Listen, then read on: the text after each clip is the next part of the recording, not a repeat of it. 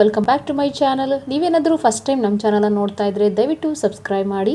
ಮತ್ತು ನಿಮಗೆ ಈ ವಿಡಿಯೋ ಇಷ್ಟ ಆದರೆ ನಿಮ್ಮ ಫ್ಯಾಮಿಲಿ ಮತ್ತು ಫ್ರೆಂಡ್ ಜೊತೆಗೆ ಈ ವಿಡಿಯೋನ ಶೇರ್ ಮಾಡಿ ಅಂತ ಹೇಳ್ತಾ, ಇವತ್ತು ನಾನು ಮಾಡ್ತಿರುವಂತಹ ರೆಸಿಪಿ ಬಂದು ವೆಜಿಟೇಬಲ್ ಫ್ರೈಡ್ ರೈಸು. ಈ ವೆಜಿಟೇಬಲ್ ಫ್ರೈಡ್ ರೈಸ್ಗೆ ನಾನು ಇಲ್ಲಿ ಕ್ಯಾರೆಟನ್ನು ಸಣ್ಣದಾಗಿ ಹಚ್ಕೊಂಡಿದ್ದೀನಿ ಮತ್ತು ಬೀನ್ಸ್ ತೊಗೊಂಡಿದ್ದೀನಿ. ಬೀನ್ಸನ್ನು ಚೆನ್ನಾಗಿ ತೊಳೆದ್ಬಿಟ್ಟು ನೀಟಾಗಿ ಕಟ್ ಮಾಡ್ಕೊಂಡಿದ್ದೀನಿ ಚಿಕ್ಕದಾಗಿ. ಮತ್ತು ನಿಮ್ಮ ಖಾರಕ್ಕೆ ತಕ್ಕಂತೆ ಮೆಣಸಿನ್ಕಾಯಿನ ನಾನು ಕಟ್ ಮಾಡ್ಕೊಂಡಿದ್ದೀನಿ. ಮತ್ತು ಕೊತ್ತಂಬರಿ ಸೊಪ್ಪು ತೊಗೊಂಡಿದ್ದೀನಿ.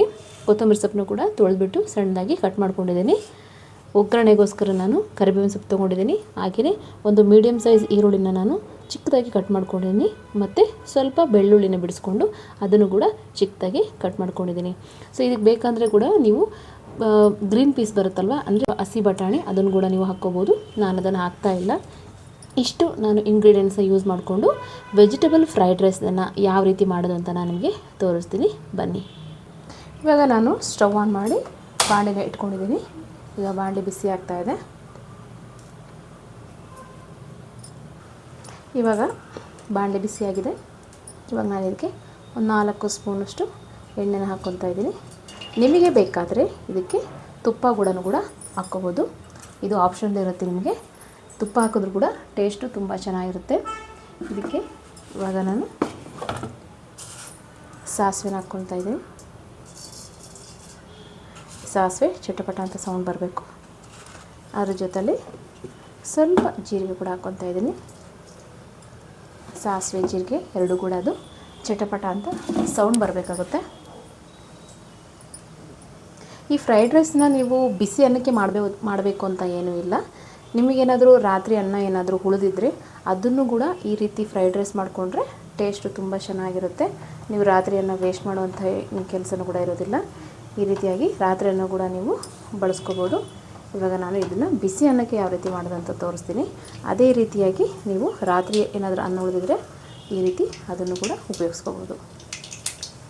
ನೋಡಿ, ಇವಾಗ ಸಾಸಿವೆ ಚಟಪಟ ಅಂತ ಸೌಂಡ್ ಬರ್ತಾಯಿದೆ. ಇವಾಗ ನಾನು ಇದಕ್ಕೆ ಕರಿಬೇವಿನ ಸೊಪ್ಪನ್ನ ಹಾಕ್ತಾಯಿದ್ದೀನಿ.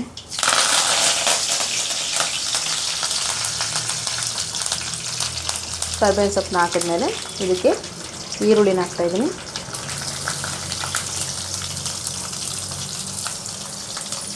ಈರುಳ್ಳಿನ ಹಾಕಿ ಇವಾಗ ಸ್ವಲ್ಪ ಅದನ್ನು ಬಾಡಿಸ್ಕೊಳ್ಳೋಣ.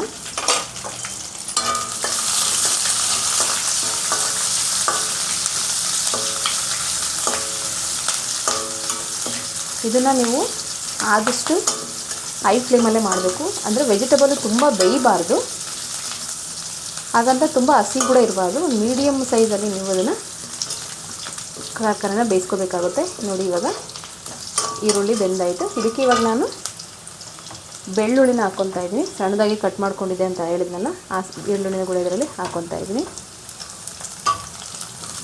ಇದಕ್ಕೆ ಬೇಕಂದರೆ ನೀವು ಹೂಕೋಸು ಕೂಡ ಹಾಕ್ಕೋಬೋದು, ಚೆನ್ನಾಗಿರುತ್ತೆ ಟೇಸ್ಟು. ಬೆಳ್ಳುಳ್ಳಿನ ಹಾಕ್ಕೊಂಡು ಸಣ್ಣದಾಗಿ ಇವಾಗ ಬಾಡಿಸ್ಕೊಳ್ತಾ ಇದ್ದೀನಿ.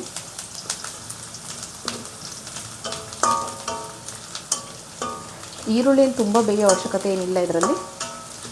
ಇಷ್ಟು ಬೆಂದರೆ ಸಾಕಾಗುತ್ತೆ. ಇದಕ್ಕೆ ಹೆಚ್ಕೊಂಡಿರುವಂತಹ ಹಸಿಮೆಣಸಿನಕಾಯಿ ಹಾಕ್ಕೊತೀನಿ.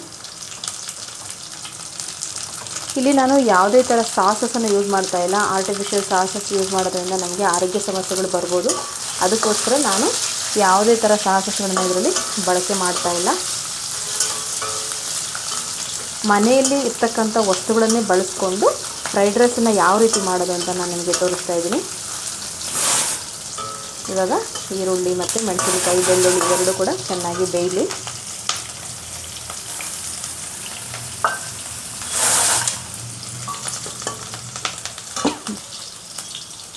ಇವಾಗ ಇದಕ್ಕೆ ನಾನು ಕ್ಯಾರೆಟ್ ಮತ್ತು ಬೀನ್ಸನ್ನು ಹಾಕ್ಕೊಳ್ತಾ ಇದ್ದೀನಿ.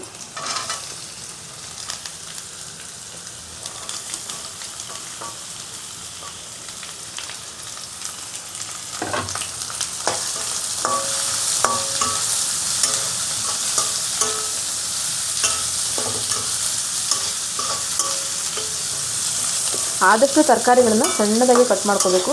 ಸಣ್ಣದಾಗಿ ಕಟ್ ಮಾಡಿಕೊಂಡ್ರೆ ಇದು ಬೇಯುತ್ತೆ ತರಕಾರಿ. ದಪ್ಪ ಕಟ್ ಮಾಡಿಕೊಂಡ್ರೆ ಒಳಗಡೆ ತರಕಾರಿ ಬೇಯೋದಿಲ್ಲ. ಆದಷ್ಟು ಸಣ್ಣದಾಗಿ ಕಟ್ ಮಾಡ್ಕೊಳ್ಳಿ. ಇದಕ್ಕೆ ಮೆಣಸಿನ್ಕಾಯಿ ಬದಲಾಗಿ ಆಲ್ಟರ್ನೇಟಿವ್ ಆಗಿ ನೀವು ಖಾರ ಪುಡಿ ಕೂಡ ಬಳಸ್ಕೋಬೋದು. ನಾನು ಮೆಣಸಿನ್ಕಾಯಿ ಹಾಕಿದ್ದೀನಿ.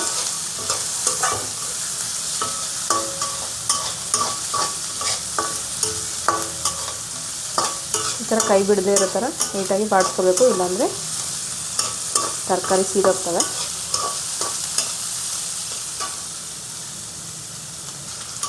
ಈ ರೀತಿ ಬಾಡಿಸ್ಕೊಂಡ್ಮೇಲೆ ಇದಕ್ಕೆ ರುಚಿಗೆ ಎಷ್ಟು ಬೇಕು ಅಷ್ಟನ್ನು ನೀವು ನೋಡಿಕೊಂಡು ಉಪ್ಪು ಹಾಕಬೇಕಾಗುತ್ತೆ.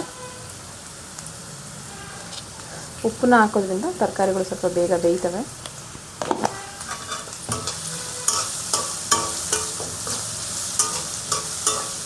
ಈ ರೀತಿ ಉಪ್ಪು ಹಾಕ್ಕೊಂಡು ನೀಟಾಗಿ ಬಾಡಿಸ್ಕೊಳ್ಳಿ. ಉಪ್ಪು ಹಾಕಿದ್ರೆ ತರಕಾರಿಗಳು ಬೇಗ ಬೇಯೋಕ್ಕೆ ಶುರುವಾಗುತ್ತೆ.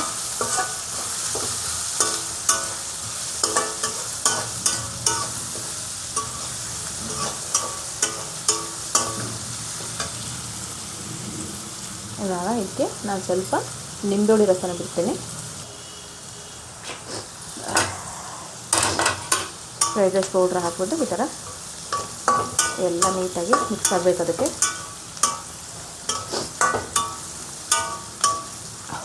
ನೋಡಿ ಆಲ್ಮೋಸ್ಟ್ ಎಲ್ಲ ತರಕಾರಿ ಬೆಂದಿದೆ.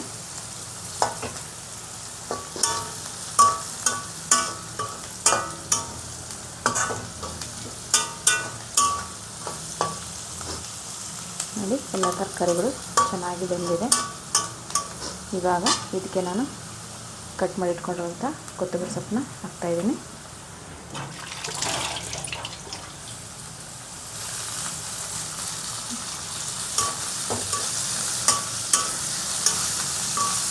ಇವಾಗ ನಮ್ಮದು ಫ್ರೈಡ್ ರೈಸ್ ಗೊಜ್ಜು ರೆಡಿ ಆಯಿತು. ಇವಾಗ ಇದಕ್ಕೆ ನೀವು ಅನ್ನನ ಮಿಕ್ಸ್ ಮಾಡಿ ಕಲಿಸಿದ್ರೆ ನಮ್ಮ ಟೇಸ್ಟಿಯಾಗಿರುವಂತಹ ಫ್ರೈಡ್ ರೈಸ್ ರೆಡಿ ಆಗುತ್ತೆ. ಇದರಲ್ಲಿ ನಾನು ನ್ಯಾಚುರಲಾಗಿ ಮಾಡ್ತಾಯಿದ್ದೀನಿ. ಯಾವುದೇ ರೀತಿಯಾದಂಥ ಆರ್ಟಿಫಿಷಿಯಲ್ ಕಲರ್ಸ್ ಆಗಲಿ ಸಾಸಸ್ ಆಗಲಿ ಯಾವುದನ್ನು ಕೂಡ ನಾನು ಬಳಸ್ತಾ ಇಲ್ಲ. ಯಾಕೆಂದರೆ ಆರೋಗ್ಯ ದೃಷ್ಟಿಯಿಂದ ನಾವು ಹೆಲ್ತಿ ಫುಡ್ಡನ್ನೇ ನಾನು ಪ್ರಿಫರ್ ಮಾಡ್ತೀನಿ. ಇವಾಗ ಇದು ಗೊಜ್ಜು ರೆಡಿ ಆಯಿತು.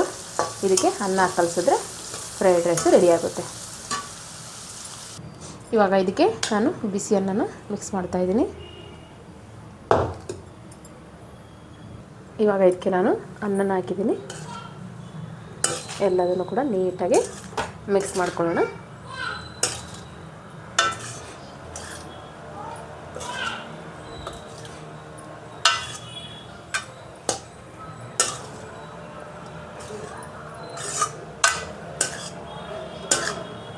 ಇವಾಗ ರುಚಿಯಾಗಿರುವಂತಹ ವೆಜಿಟೇಬಲ್ ಫ್ರೈಡ್ ರೈಸು ರೆಡಿ ಆಯಿತು.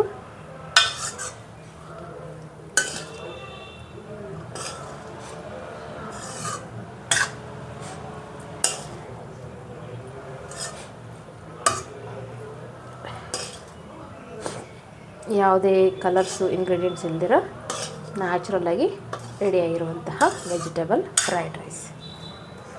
ಇವಾಗ ಟೇಸ್ಟ್ ನೋಡೋಣ. ಯಾವ ರೀತಿ ಬಂದಿದೆ ಅಂತ.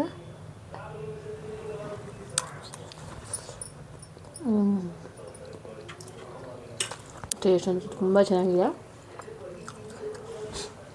ಖಂಡಿತ ನೀವು ಒಂದ್ಸರಿ ಮನೇಲಿ ಟ್ರೈ ಮಾಡಿ ಹೇಗೆ ಬಂತು ಅಂತ ನನಗೆ ಕಮೆಂಟ್ ಮಾಡೋದನ್ನು ಮರಿಬೇಡಿ ಅಂತ ಹೇಳ್ತಾ